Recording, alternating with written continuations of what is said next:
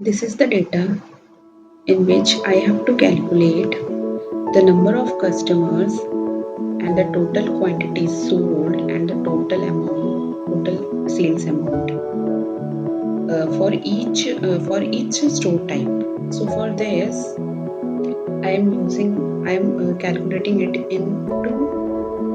calculating from two different ways. So I'll start it from option 2. In option 2, I am going to make the pivot of this table. So for pivot, first click on insert, then select from table and range. Select a table. From this, we are going to select this table. Then I'm going to do it in existing worksheet, and the location is this. Then OK. Now we want the store type in rows column and customer ID in values, but we want the customer ID to be count. So then press OK, and quantity sum is OK, and the total is amount. So this gives the clear picture of each store type. What is the total customers and total quantity sold and total sales amount. Then moving to option 2. For option 2, I am using data validation method. And we are going to data for that. So first we have to remove the duplicates from that, because in drop down we are not we have to select only the store type. We have to, it should not be duplicate means. For this, then select the cell where you want to make the drop down.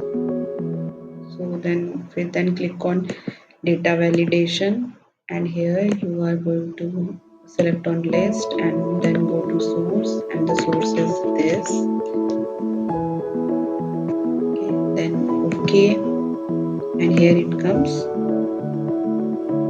store type. Okay, for now number of customers we have to calculate it from count if function. If criteria is this, then bracket close. 3. Total quantity, how to calculate it is from your formula, bracket open. This is criteria range is this, comma, criteria is this, comma, and sum range is quantity, column, bracket close. Same here, equal to sum if, bracket open, criteria range is this, comma, criteria is this, comma, and the sum range is total, bracket close.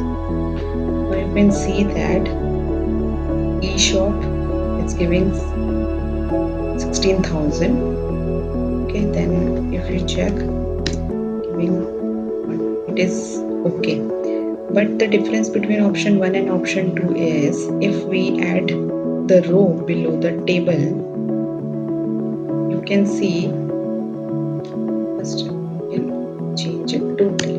You can see Delhi shop is 14,411. But if you insert a row below that table, you can see the tally shop changes to 1800, but in this pivot table it is not changing. So for this we have to refresh the table.